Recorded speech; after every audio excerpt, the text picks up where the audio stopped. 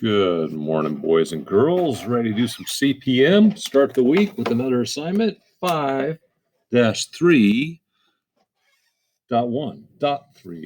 right? Yeah, let's get on it. We're already cruising through page 238 if you're in the book. Okay.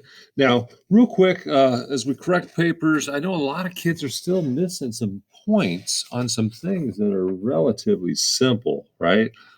Right? Make sure you have a complete heading, right? Make sure that you have your first and last name, like Patrick Mahomes, poor guy. Poor guy. He was getting attacked yesterday, wasn't he? Yeah.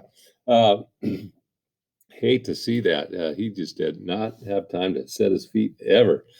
Make sure you have your teacher's name and the period, right? Your teacher teaches more than one period of math.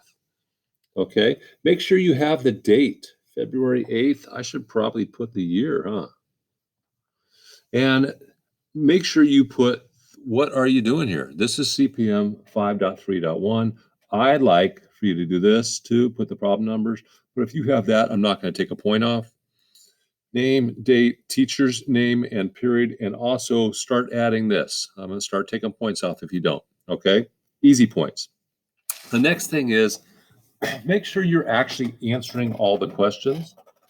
I know that sometimes you do not want to write or answer when it says explain, right? But that's part of the question. You have to have your answer to that question. Otherwise, you're not doing all the work, okay? You'll lose some points. Let's stop doing that, okay? Last thing is make sure that you are doing a good job taking a picture. Okay, digital pictures are cheap, right? You can take one, and if it doesn't come out, you can press delete and take another, and it takes another 10 seconds or so. Okay, but make sure you have good light. Okay, when you get done, look at the picture. If you can't read it, we can't read it. And if we can't read it, we can't give you points for it. All right, let's take care of that. It's easy stuff. All right, here we go. The first question is Bianca's trying to find the area of this rectangle.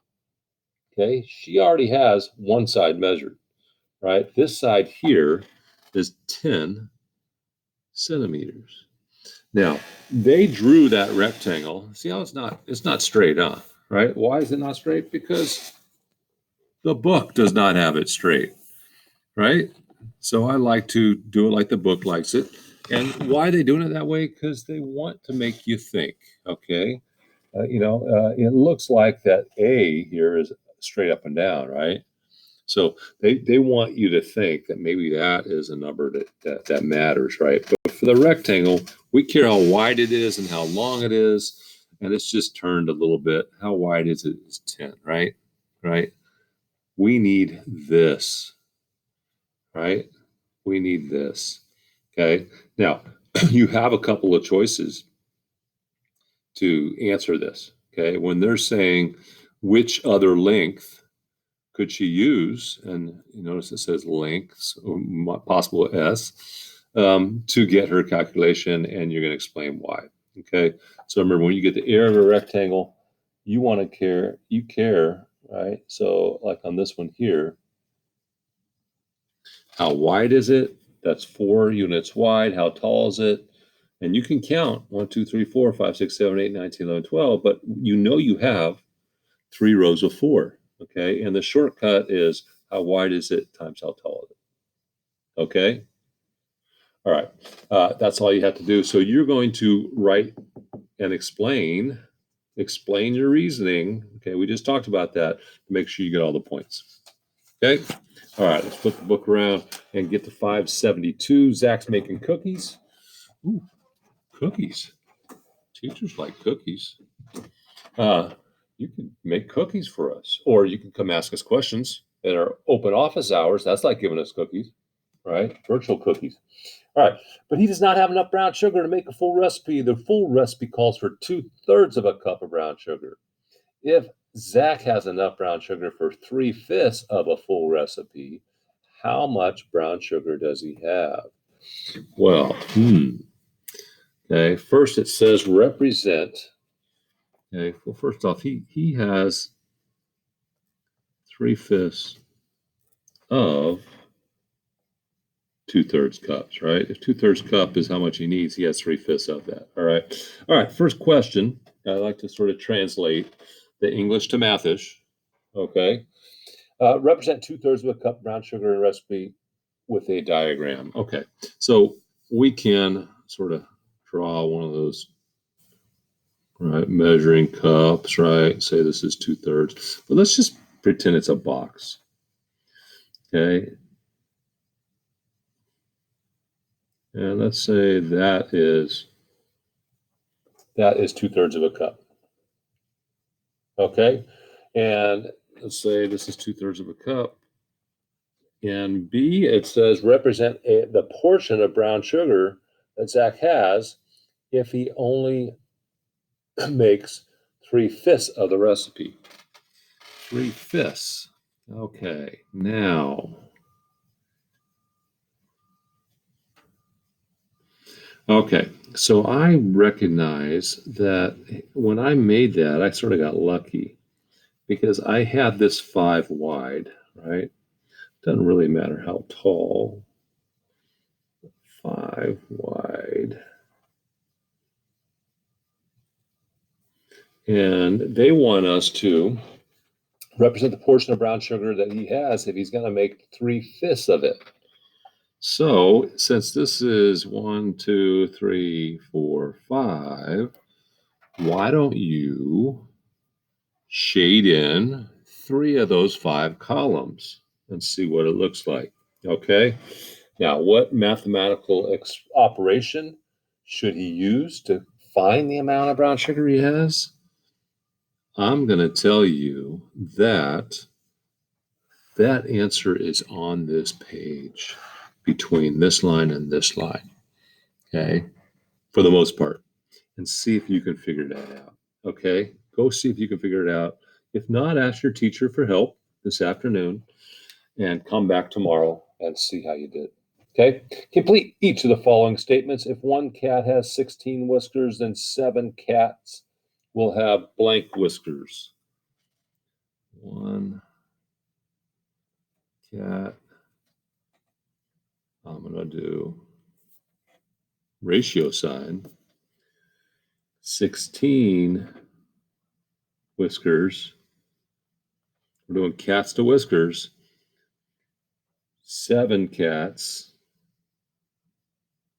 How many whiskers? Okay, I'm going to see if you can figure that one out. And I'll give you a hint also. Remember, another way of writing ratios is 1 is to 7.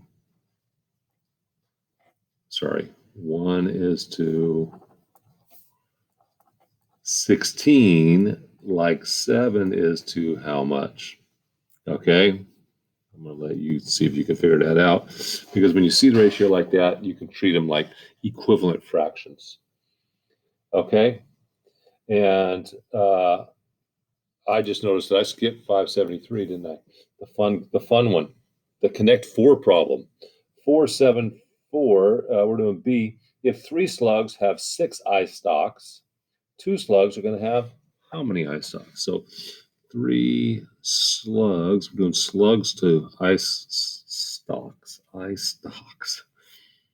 That's almost a tongue twister, isn't it? Eye stalk. 3 is to 6, like 2 slugs is to how many? Okay, and again, 3 is to 6, like 2 is to, right? Write it like an equivalent fraction. Those are ratios. 8 spiders, 64 legs.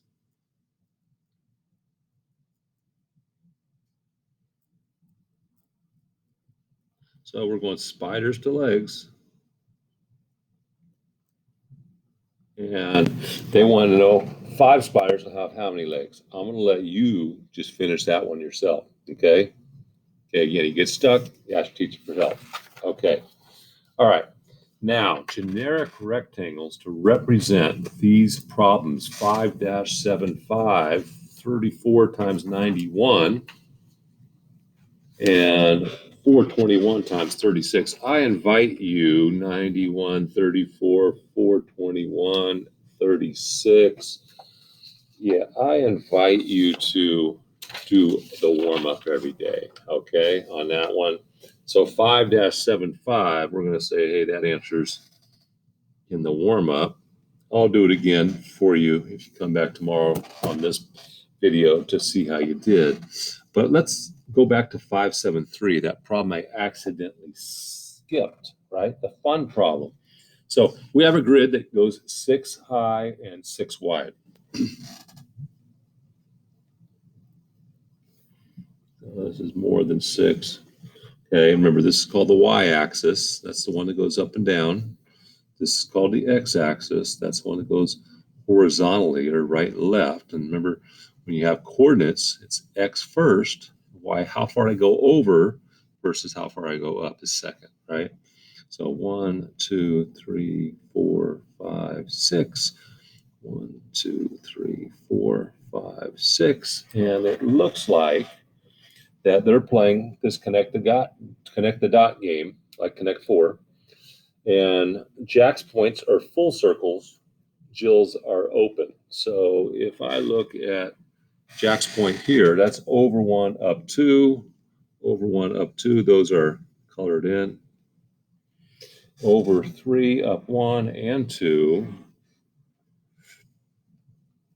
And over 4, up 3.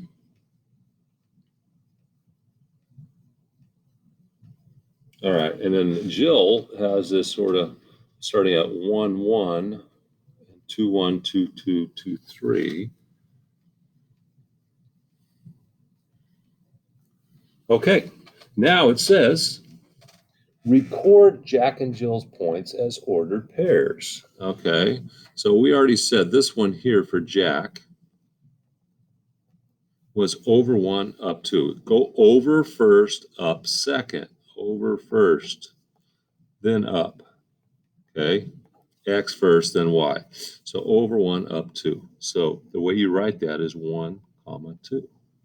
How about this one? Over how many? 3. Up how many? 1.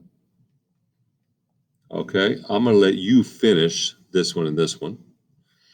And for Jill, let's do the first one. Over 1, up 1. You can do that one wrong and get it right. That's dangerous. Let's do one more. This one here is over 2, up 1. You're going to get the next 2. Okay? Okay, that's the first part. Now, B, the fun part, is give coordinates of one more point that Jill could draw so that she has 4 of her points in a row. Okay, and I gotta tell you, right, there is more than one point, right? Hint, hint.